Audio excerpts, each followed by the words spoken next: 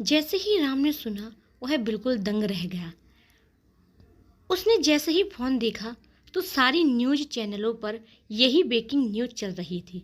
मन्नत सूर्यवंशी खानदान की असली बेटी नहीं है। यह सब देखकर राम ने सिर पर हाथ रख लिया और धीरे से बोला, इसका मतलब अब पूरी दुनिया को पता चल जाएगा कि मन्नत हमारा खून नहीं है। यह कहते कहते राम वहीं ब्रेंच पर धम से बैठ गया। अमन तुरंत उन्हें संभालने के लिए आगे बढ़ा। 3 महीने बाद सुबह का वक्त था। एक कॉफी शॉप के काउंटर से एक लड़की ने अंदर से आवाज लगाई, तुम अभी तक क्या कर रही हो? वहां कस्टमर इंतजार कर रहे हैं। तुम्हें पता है ना कि वो कस्टमर सिर्फ तुमसे कॉफी ऑर्डर करती हैं। आज हाफ डे है, मैं ओवर टाइम नहीं करूंगी, जल्दी जाओ। उसकी आवाज सुनकर एक लड़की हड़बड़ाती हुई अंदर से बाहर निकली। उसके हाथ में कप ट्रे थी। उसने उसने हाई लेंथ स्कर्ट और फॉर्मल शर्ट पहनी थी। ऊपर कैफे की मिनी टी शर्ट, कैफे का ड्रेस कोड। उसके लंबे बाल खुले हुए थे और चेहरे पर हल्की सी मुस्कान। वो लड़की मुस्कुराते हुए बोली, सॉरी, कॉफ़ी रेडी है।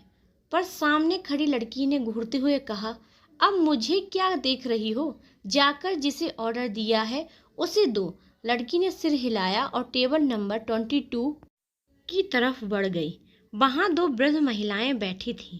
उन्होंने उसे देखते ही मुस्कुरा दिया। आ गई, हम कब से तुम्हारा इंतजार कर रहे हैं, एक बूढ़ी महिला ने दूसरी से कहा। और वह लड़की प्यार से टेबल पर कप रखते हुए बोली, सॉरी इंतजार करवाया, ये रही आपकी कॉफ़ी, इंजॉय करिए। इतना कहकर वह झुककर वापस जाने लगे। तभी उनमें से एक महिला ने उसे रोक लिया। बेटा, हम तुमसे कब से बात करना चाहते हैं, महिला ने थोड़ी झिझक के साथ कहा। लड़की थोड़ी ठिठक गई। जी बताइए, मैं आपकी क्या मदद कर सकती हूँ? बूढ़ी महिला बोली, हम कई हफ्तों से यहाँ कॉफ़ी पीने आ रहे हैं, सिर्फ तुम्हारे कारण। तुम्हारा नेचर बहुत प्यारा है। हम जानना चाहते हैं, क्या तुम्हारा कोई बॉयफ्रेंड है या तुम्हारी शादी हो चुकी है? यह सुनकर लड़की थोड़ा हिचकिचा गई, फिर हल्के से मुस्कुराकर बोली, सॉरी, हम पर्सनल डिटेल्स नहीं देते हैं, आप कॉफ़ी एंजॉय कीजिए। वो वापस मुड़ी ही थी कि दूसरी महिला बोली, तुम्हारी वजह से ही हम आ रहे हैं। तुम बहुत प्यार से बात करती हो, प्लीज़ बताओ ना। लड़की अभी भी असमंजस में थी। तभी एक महिला ने अपने फ़ोन में किसी की तस्वीर दिखाते हुए कहा, ये मेरा बेटा है, ये आईएएस की तैयारी कर रहा है, रिटन पास कर चुका है और अब इंटरव्यू की तैयारी में है। जल्द ही ये डीएम बन जाएगा। हमें इसके लिए एक संस्कारी, खूबसूरत, समझदार लड़की की तलाश थी। तुम्हें देखकर लगा कि तुम ही हो वो। तुम बहुत खूबसूरत भी हो और तुम्हारा नेचर भी बहुत अच्छा है। इसलिए हम चाहते हैं कि एक बार तुम हमारे बेटे से मिलो। बूढ़ी महिला ने धीमे स्वर में कहा, उसे जानो पहचानो, फिर हम उससे तुम्हारी शादी कर देंगे। यह सुनकर वह लड़की मन्नत एकदम ठिठक गई। उसका हाथ जो फोन की तरफ बढ़ ही रहा था वहीं रुक गया। दूसरी महिला मुस्कुराकर बोली, मन्नत बेटा, एक बार वरुण को देख लो, वो बहुत अच्छा लड़का है, एक डिस्ट्रिक्ट मजिस्ट्रेट बनने वाला है। हमें बहू चाहिए जो सुंदर हो, समझदार हो और तुम्हारा नाम भी बहुत प्यारा है। जैसे ही माँ बाप शब्द मन्नत के कानों में पड़ा, उसके चेहरे के हाव भाव एकदम बदल गए। वो गुस्से में बोली, सॉरी, लेकिन आगे से आप इस कैफे में मत आइएगा, क्योंकि अब मैं आपको सर्व नहीं करूँगी। यह कहकर वह तेज कदमों से वहाँ से चली गई। पीछे वो दोनों महिलाएं हैरानी से एक दूसरे को देखने लगी। अभी तक तो कितने प्यार से बात कर रही थी, अचानक क्या हो गया इसे? क्या हमने कुछ गलत कह दिया? तभी एक दूसरी वेटर उनके पास आई और बोली, मैडम, किसी लड़की से शादी की बात सीधे उससे करेंगी तो जाहिर है वह अनकंफर्टेबल हो जाएगी। आप चाहती तो उससे बाहर या आराम से बात कर सकती थी। और अब प्लीज़ दोबारा उसे परेशान मत कीजिए। जब से वह यहाँ काम कर रही है उसके पास इतने प्रपोजल आए हैं कि गिनती मुश्किल है, क्योंकि वह खूबसूरत है और इस दुनिया में खूबसूरतों की बहुत कीमत होती है। इतना सुनकर वो दोनों महिलाएं चुपचाप उठकर वहां से चली गईं। मन्नत सीधा अंदर आई, दरवाजे के पास ही खड़ी थी।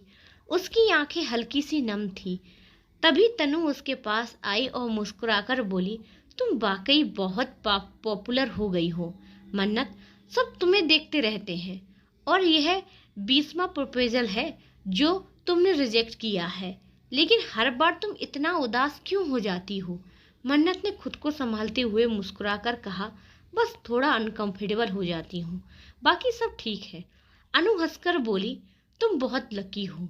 मैं भी पिछले 1 महीने से यहाँ काम कर रही हूँ, लेकिन अब तक किसी ने प्रपोज नहीं किया। कभी कभी सोचती हूँ क्या मैं इतनी बदसूरत हूँ? मन्नत ने तुरंत सिर हिलाया, नहीं, कभी खुद को कम मत समझो। तुम बदसूरत नहीं हो।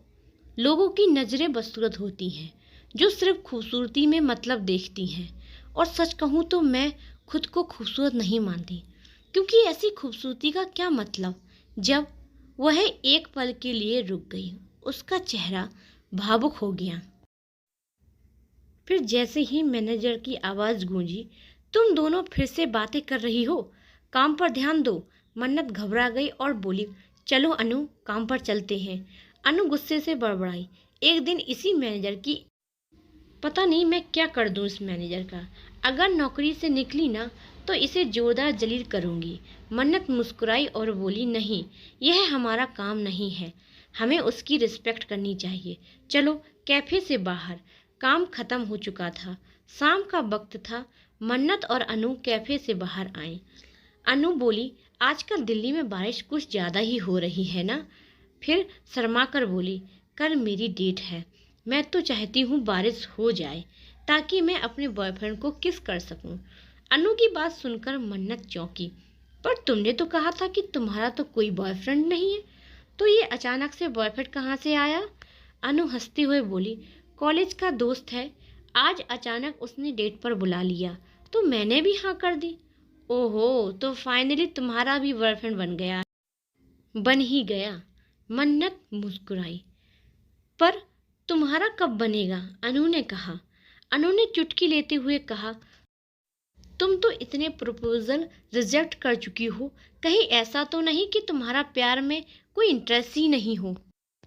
मन्नत ने हल्की मुस्कान के साथ जवाब दिया, यू आर राइट, मुझे प्यार में कोई इंटरेस्ट नहीं है। मैं बस खुद को उस मुकाम पर देखना चाहती हूँ जहाँ लोग सिर्फ मेरे नाम से मुझे जाने, ना कि मेरी खूबसूरती या सरनेम से। यह कहते कहते मन्नत रुक गई, जैसे उसके जख्म फिर से जाग गए हों। फिर बात बदलते हुए बोली, बाय द वे, मुझे मार्केट जाना है, कुछ सामान लेना है। अनु ने स्कूटी रोकी, मन्नत को उतारा और विदा किया। मन्नत सामान लेकर अपने छोटे से अपार्टमेंट में आई। उसका एक छोटा सा कमरा, किचन और छोटा सा बाथरूम, घर फैला पड़ा था, पर वो थकी चुकी थी। आज तो बिल्कुल सफाई नहीं कर पाऊंगी, उसने थके हुए स्वर में कहा। बस नींद चाहिए। और वह बेड पर लेट गई। 10 बजे रात उसकी आंख खुली। वह तुरंत उठकर सफाई करने लगी, फिर खाना बनाने बैठी। कई बार उसका हाथ जल गया, पर उसने किसी को पुकारा नहीं, सिर्फ इतना कहा, काश मम्मा आप यहाँ होते तो शायद यह सब इतना मुश्किल ना होता। वह थाली में खाना परोसकर बेड पर बैठ गई। फोन स्क्रॉल करते करते खाना खत्म हुआ। जैसे ही वह लेटी तभी फोन की घंटी बज उठी। रात के 11 बजे। इतनी रात को कौन कॉल कर रहा है? स्क्रीन देखी, अननोन नंबर। संकोच करते हुए कॉल उठाया। उधर से एक घबराई आवाज़ आई, मन्नत जल्दी आ जाओ, बहुत मुसीबत में हूँ, प्लीज़ जल्दी आ जाओ। अनु, ये तो तुम्हारा नंबर नहीं है, कहाँ हो तुम, क्या हुआ? मन्नत हड़बड़ाई, लोकेशन भेज रही हूँ, जल्दी आ जाओ। कॉल कट हो गई। मन्नत ने बिना देरी किए कपड़े बदले। हे भगवान, अनु को कुछ ना हो, वो मेरी इकलौती सहेली है। लोकेशन मिलते ही वह स्कूटी लेकर निकल पड़ी। जब वह बताई हुई जगह पर पहुंची तो चौंक गई। यह तो कोई बड़ा बंगला लग रहा है। अनु यहाँ क्या कर रही है? डरते डरते बोली, कहीं मैं गलत एड्रेस पर तो नहीं आ गई। लोकेशन दोबारा चेक किया, वही था। मुझे पुलिस को भी कॉल कर देना चाहिए। उसने पुलिस को इन्फॉर्म कर दिया और बंगले के अंदर कदम रख दिया। क्या मन्नत किसी जाल में फंसने वाली है? कौन है जिसने अनु के फ़ोन से मन्नत को बुलाया? और क्या यह नई चाल है? अगर आपको आगे क्या होगा ये चाहते हैं तो कमेंट करिएगा। धन्यवाद।